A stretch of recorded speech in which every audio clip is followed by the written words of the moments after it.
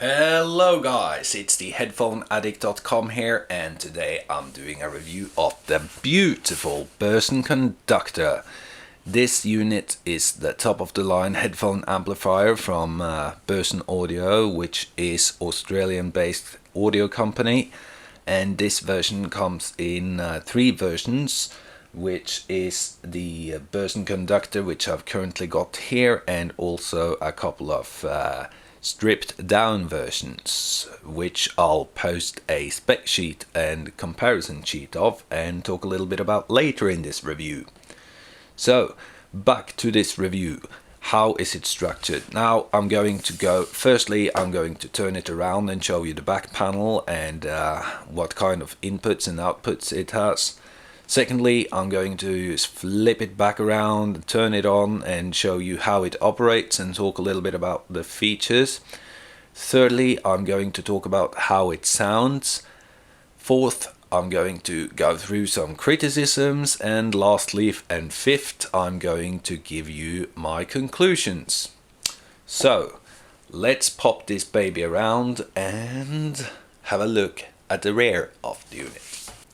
So here is the rear of the unit, and as you can see, you have a USB input, you have a Toslick input, you have a coaxial input, so these are all the digital inputs, 3 to be exact. And also you have a pair of analog inputs, so if you would like to run your DVD player or another DA converter or anything like that, you have 2 analog inputs as well. So that's quite a nice and neat feature. But what is very good about this unit is that it has 2 analog outputs as well. It has a DAC out, which means that this is constant gain. You do not control this output with the volume knob. So say you have a pair of active speakers, you can connect the active speakers through the DAC out, and you can adjust the volume on your active speakers. Also, if you have another preamplifier and would like to use the preamplifier, this is the way to go. You only use the DA converter in the conductor, so that's very good. If you don't have a preamp or have active speakers without volume adjustment, you can use the pre-out. By using the pre-out, you just connect up your speakers, and stepped attenuator at the front basically controls the volume easily enough. You also have the on-off switch back here, and the voltage switch for your region. And also here you have a fuse box in case your fuse blows and you need to change it. So that's basically all of the inputs, and all of the 3 inputs can be used simultaneously. So you have a input switch on the front, which I'm going to show you shortly. So let's flip this baby around and have a look at the front again. Okay, so let's turn on this little puppy, shall we? There we go. Okay, so let me run down through the front panel here and tell you a little bit about the different features. Here you obviously have a LED which tells you the unit is on. Secondly, and likely as obvious, is that you have a headphone output, 1/4 inch headphone jack, TRS plug, or 6.35 millimeters for you Europeans out there. You also have a stepped attenuator, and a stepped attenuator is a bit different than your normal potentiometers in that it has individual resistors for each gain stage. So what the heck does that mean? Well, it's more precise than a potentiometer. Some criticism directed towards potentiometers, or at least low quality potentiometers, is that you can have some imbalance between the left and right channel. But with a stepped attenuator, the volume is exact, as the resistors in there are set exactly the same for each channel. So let me just show you very briefly. I can just show you from here. Here you see the stepped attenuator, and each stage has its own pair of resistor for the left and right channel. So that's basically the difference between the two, and what that basically means is that when you turn the knob, you have clicks as opposed to a continuous one. So as you can hear, it's stepped, and it also has quite a wide range. That's 0, and when you turn it, it doesn't stop there, but rather continues all the way, almost to the back of the negative sign. So what is the criticisms towards stepped attenuators? Well, it's that it's not easy to dial in the exact preferred volume as it's stepped, so you only have click, click, click. There's no in between. So how did Burson beat this? Well, or customize this thing in order to give you a more precise way of setting your volume? Well, you have the gain stages. You have low gain, medium gain, and high gain. This also works well for efficient headphones and not so efficient headphones. If you are going to run a pair of efficient headphones, maybe this is going to be a bit loud. Now, then you would just have it on low and you have some more wiggle room in here. If you're like to listen to loud volumes and don't find you have enough gain over here, you can just click it up to high gain, and this setting will play louder than if it were on any of those two. So that's basically what this gain switch is. This gain switch also works for your pre-out. So if you are using this as a preamplifier, this will also work as a pre-out gain. Furthermore, when you plug in your headphones, the pre-out will be silenced. So when headphones are connected, it does not send any sound to the pre-outputs. However, the DAC output is always live, so you don't mute the DAC out by plugging in headphones, but if you're going to use it in preamp mode, you have to unplug your headphones. So that's kind of a neat way of doing it. They could have chosen to have a button to choose from that could select live headphones, live preamp, dead headphones, only preamp, only headphones, but they chose to do it that automatic way, and I think that that's a good way of doing it. Okay, so going over to the input switch, we see here that we have analog number 1, analog number 2, then we're going over to the digital input, which is Toslink, coaxial, and USB. And a little bit of a note on the USB: when you purchase the conductor, you get the DAC918 DAC card, which is modular and has a SABRE chip. So that comes with this unit, but if you want to change the card, you can do so. You can change it to a DAC1298 card, which is 24-bit and comes with a Burr Brown DAC chip. So this is how the cards look. This is the SABRE chip card, and I have the Burr Brown chip inside. So this card, I've also made a video where I changed the card, so I'm going to link to that if you're interested. So that's a nice feature. You can also change the Tenor DAC chip module with the CM661A, and that's asynchronous as well. So that's pretty much the features. You can swap the DAC card, the USB module.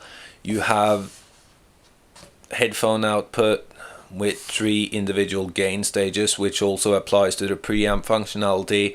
You have a total of 5 inputs, 2 analogs and 3 digital, And you also have a DAC out with constant gain, so you can use it with your other preamplifier or with a pair of active speakers with volume control.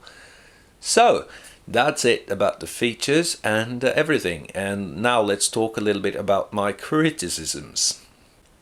As you can see in the background here, I have a pair of JBL 4343Bs with a pair of Emotiva XPR 1 monoblocks, and I've used this in the system as digital to analog converter and preamplifier, and I have to say that unfortunately this knob, this stepped attenuator, has to be trimmed every day, or you will have some noise when you turn it. You can especially hear it in the treble. There's a little bit of a sparkling sounds if you have the unit stand for long periods of time without turning or trimming, as they say, the knob. So that's a criticism. Another criticism I have is the download of the drivers from Burson. So I'm going to show you a little video snippet what I mean. So I'm going to run that now. Okay, so let me show you what I mean. So you've just purchased your brand new Burson Conductor and you're eagerly wanting to hook it up to your computer through USB, and you need some drivers.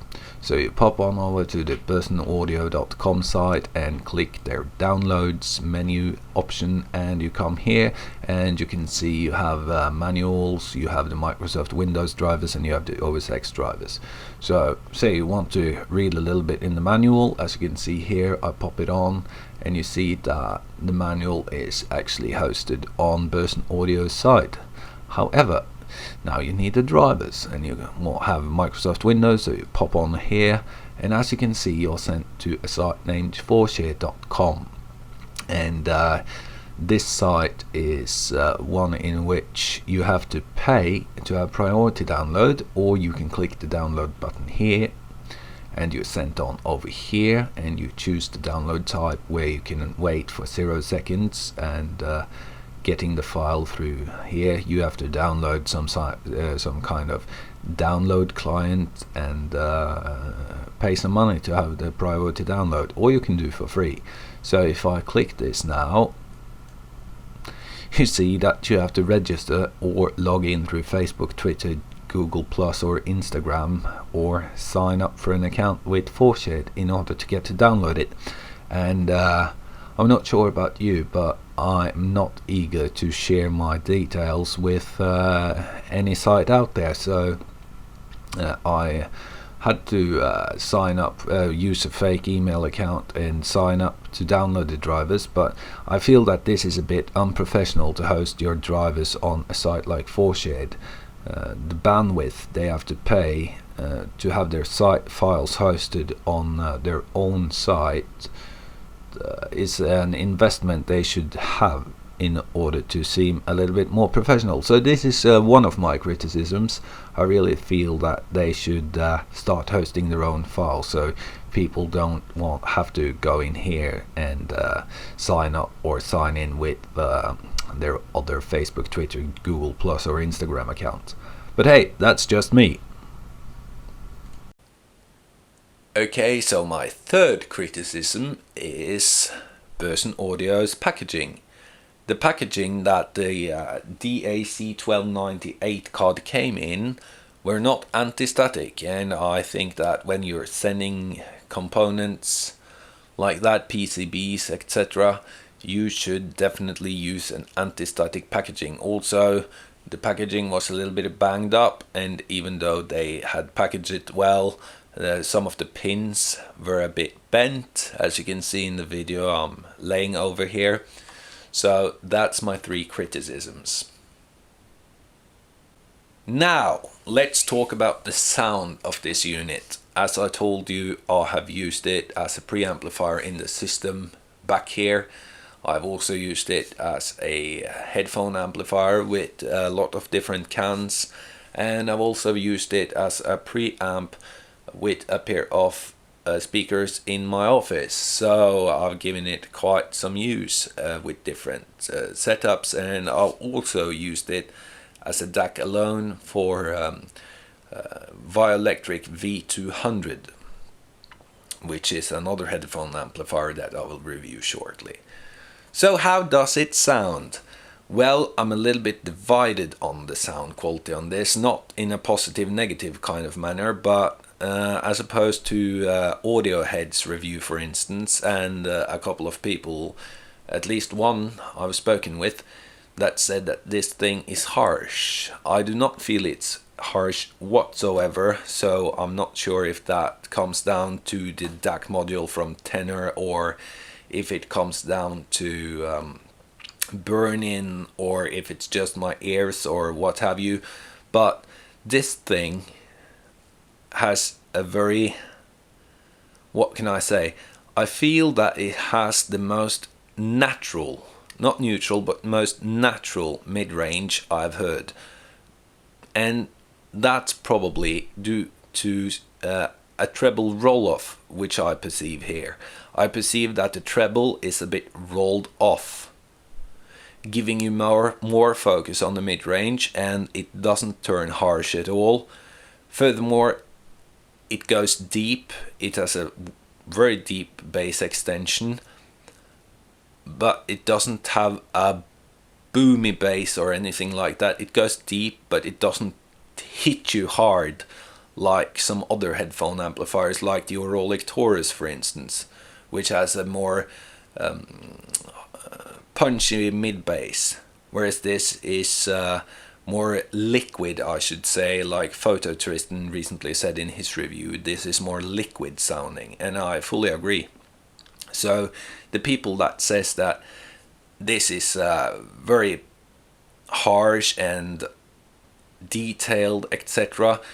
Now, it is detailed, but what a lot of audio people do is they raise the treble a little bit so it can be perceived as more detailed, because more treble means that your perception thinks that there are more details when there is in fact none. Just try with your equalizer, turn up the treble and listen, and it sounds like you have more details. So it has a lot of details, and more with the ESS SABRE chip, but with the Burr Brown DAC card, or the DAC1298 as opposed to the 9018, it sounds more, to use an audio cliche, more analog, more liquid. So even though the SABRE chip is considered to be better, your mileage may vary when it comes to your sound preference.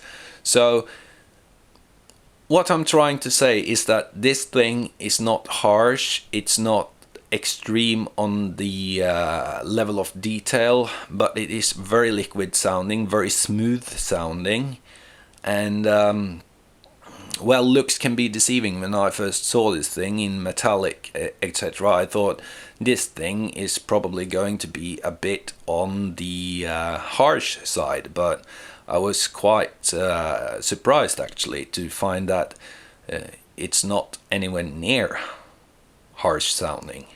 So that's basically what I want to say about it, and it sounds very good with all the headphones I've thrown at it. It puts out a whopping 4 watts at 16 ohms, I believe. So as your impedance goes up, your power output obviously goes down. So I've tried to get a hold of the power output data on this thing on various loads, but unfortunately I've not been successful in doing so. Okay, so to sum up, first criticism, you have to go to a third-party site in order to download the drivers. Second criticism, the stepped attenuator, you have to twist and turn and trim it every day in order for it not to become noisy, and if it becomes noisy, just turn off the unit and start rolling that attenuator 10-20 times to get rid of any noise. Third criticism, the packaging on their upgrade modules or DAC module. So if you decide to buy the USB module or the other DAC card, you should be aware that their packaging is not anti-static, and you can be unfortunate and receive bent up pins on your cards. Also worth noting is that Burson is currently working on a DAC module which is DSD enabled, so that's worth taking note of if you're a DSD fan like me. So that's basically the criticisms and some information. Now, if you want a smooth sounding, not harsh sounding headphone amplifier with liquid and smooth sound, the Burson Conductor is probably for you. So that's all I wanted to say, and thank you for watching. Have a great day, guys. Bye.